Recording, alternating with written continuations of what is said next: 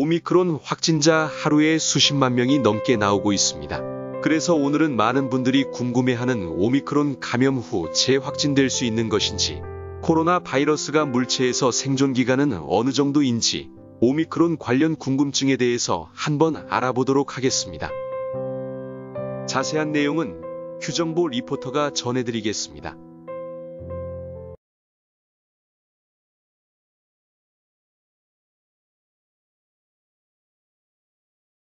코로나를 일으키는 바이러스는 기침 등을 통해 튀어나오는 침방울 등이 매개가 되어 전염시키며 침방울이 묻은 손 또는 물건 등을 만진 뒤 눈, 코, 입을 만질 때 전염될 수 있습니다.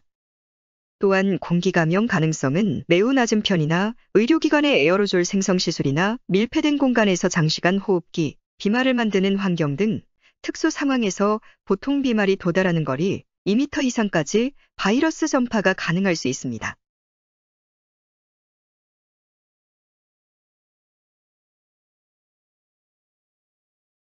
질병관리청 자료에 의하면 코로나 바이러스 감염증에 감염 후 회복되더라도 재감염될 수 있습니다.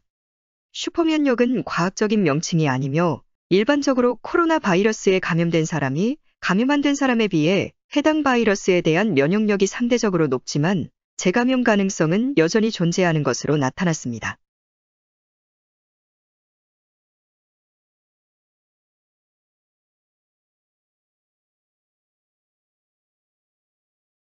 코로나 완치자도 권장시기 횟수에 맞는 백신 접종이 필요합니다. 다만 코로나 예방접종 실시 기준에 따르면 2회 접종 완료 전후 코로나 감염력이 있는 경우에는 3차 접종은 권고하지 않고 있습니다.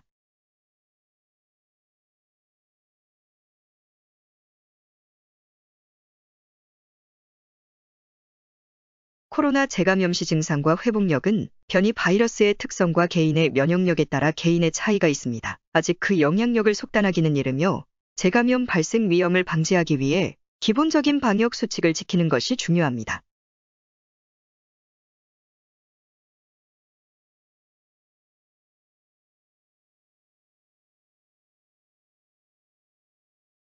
지금까지 연구에 따르면 물체에 묻은 코로나 바이러스 생존 시간은 표면 구조가 결정하며 종이, 옷 같은 다공성 표면보다 유리, 플라스틱 같은 불투과성 표면에서 더 오래 생존하는 것으로 나타났습니다.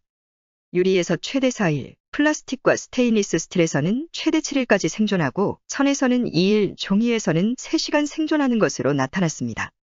미국 질병통제예방센터에 의하면 표면 접촉을 통해 바이러스에 감염될 확률은 10,000분의 1로 표면을 10,000번 만졌을 때 한 번 감염되는 수준이어서 비말을 통한 공기 중 감염보다는 감염 위험이 훨씬 낮은 것으로 나타났습니다.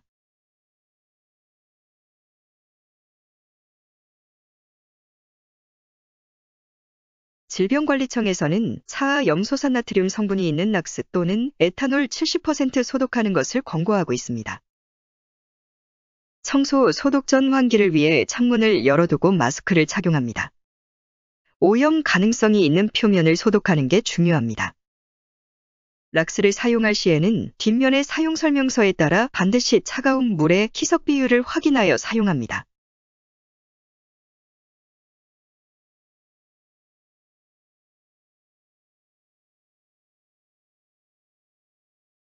그리고 소독제를 적신천이나 헝겊 등을 손이 자주 닿는 손잡이나 난간, 문고리 등을 닦으면 됩니다.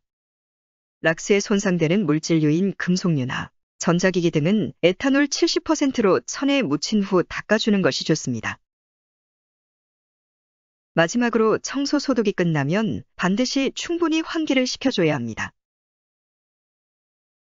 소독 시 무엇보다도 중요한 것은 소독제는 흡입 독성이 있는 물질들이 많이 들어있기 때문에 분무소독보다는 세계보건기구나 국제기구에서 권고하고 있는 표면을 닦아내는 방법으로 소독하는 것이 좋습니다.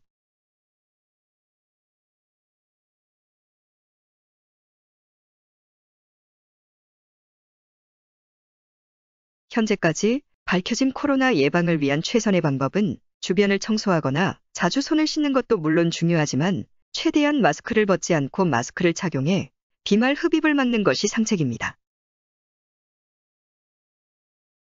이상 Q정보 리포터였습니다.